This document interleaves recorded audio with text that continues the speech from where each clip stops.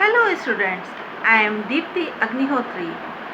आप में से बहुत से बच्चे सिविल सर्विसेज की तैयारी कर रहे होंगे। कुछ बच्चे क्लैट की, सीटीईटी की या एनडीए की तैयारी में लगे होंगे। इन सभी एग्ज़ाम्स में एक इम्पॉर्टेंट पोर्शन है करंट अफेयर्स का। ये पोर्शन आपके जो क्वालिफाइंग नंबर्स हैं उनमें इम्पॉर्टेंट रोल प्ले करता है। आज मैं आपके सामने करंट अफेयर्स टॉपिक से रिलेटेड कुछ कंटेंट लेकर आई हूँ।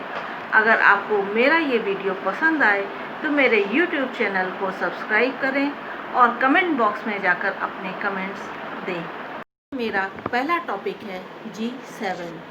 अमेरिका के राष्ट्रपति डोनाल्ड ट्रंप ने G7 की जगह G11 बनाने का प्रस्ताव दिया है।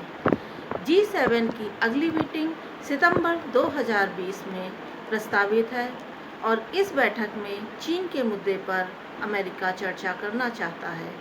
G7 के सदस्य देशों में भारत, रूस, ऑस्ट्रेलिया और दक्षिण कोरिया को भी शामिल करने का प्रस्ताव अमेरिका के राष्ट्रपति ने रखा है।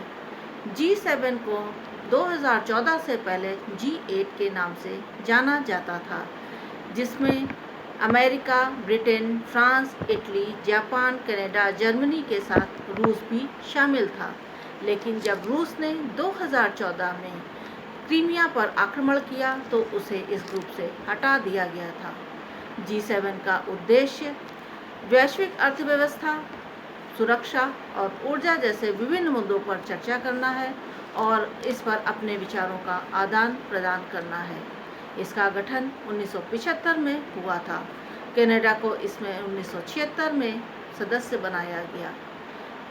G7 का पहला सम्मेलन फ्रांस में हुआ था।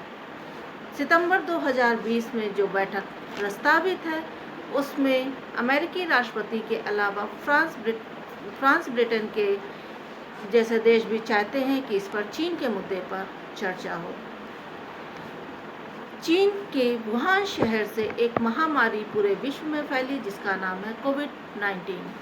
अमेरिका, ब्रिटेन, फ्रांस जैसे देश मानते हैं कि चीन ने इस महामारी को जानबूझकर पूरे विश्व में फैलाया ताकि पूरा विश्व एक संकट के दौर से गुजरे, और ये संकट आज हमारे सामने एक अर्थव्यवस्था पर गंभीर रूप से दिखाई दे रहा है।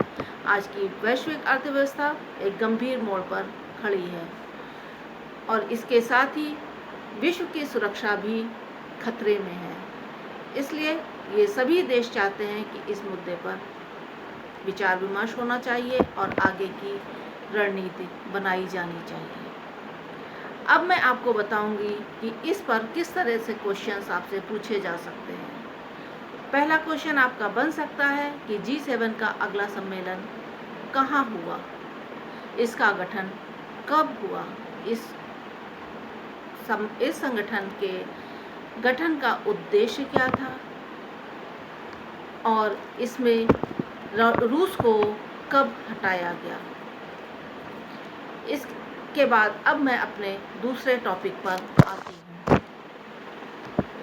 IT and electronic minister Ravishankar Prasad ने प्रोडक्शन लिंक्ड इंसेंटिव स्कीम के तहत 3 स्कीम्स लॉन्च की। पहले है लिंक्ड इंसेंटिव स्कीम, दूसरी है scheme for promotion of manufacturing of electronic component and semiconductor, और तीसरी स्कीम है इलेक्ट्रॉनिक मैन्युफैक्चरिंग क्लस्टर स्कीम। इन स्कीम्स को लॉन्च करने का उद्देश्य है भारत को मोबाइल फ़ोन के निर्माण के क्षेत्र में नंबर 1 बनाना। इस समय चीन मोबाइल फ़ोन के निर्माण में नंबर 1 है और भारत का दूसरा स्थान है।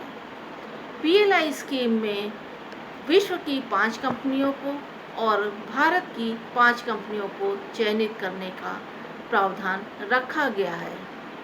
PLI में विदेशी कंपनियों को 4 साल में 1000 करोड़ का निवेश करना होगा और उनका टोटल रेवेन्यू 2017 से 2020 के बीच में 10,000 करोड़ होना चाहिए, जबकि भारतीय कंपनियों को 200 करोड़ का निवेश करना होगा और उनका टोटल रेवेन्यू 100 करोड़ का होना चाहिए। भारत की लावा, इंटेक्स, माइक्रोमैक्स जैसी कंपनियों को इस स्कीम में शामिल किया जा सकता है। जबकि सैमसंग, एप्पल, फॉक्सकॉम जैसी फॉरेन कंपनीज को भी इसमें जगह दी जा सकती है। इस स्कीम को लॉन्च करने का भारत सरकार का एक प्रमुख उद्देश्य है अपने स्किल्ड वर्कर को ज़्यादा से ज़्यादा काम देना। वो 11 से 20 लाख तक के स्किल्ड वर्कर्स को इस क्षेत्र में प्रमोट करना चाहते हैं ताकि भारत की अर्थव्यवस्था तेजी से आगे बढ़ सके। अगर हम पूछें कि इसमें कौन से क्वेश्चंस पूछे जा सकते हैं, तो एक तो आपसे स्कीम्स का नाम पूछा जा सकता है। दूसरा क्वेश्चन आपसे पूछा जा सकता है कि मोबाइल फ़ोन के निर्माण में भारत किस स्थान पर है, या पहले स्थान पर किस देश का नाम है। एक क्वेश्चन आपके सामने ये भी आ सकता है कि PLI स्कीम में कितनी विदेशी कंपनियों के चयन का प्रावधान होगा, या भारतीय कंपनियां कितनी होंगी। एक क्वेश्चन आपका ये भी आएगा कि कितना इन्वेस्टमेंट फॉरेन की कंपनियों को करना होगा और कितना इन्वेस्टमेंट भारत की कंपनियों को करना होगा।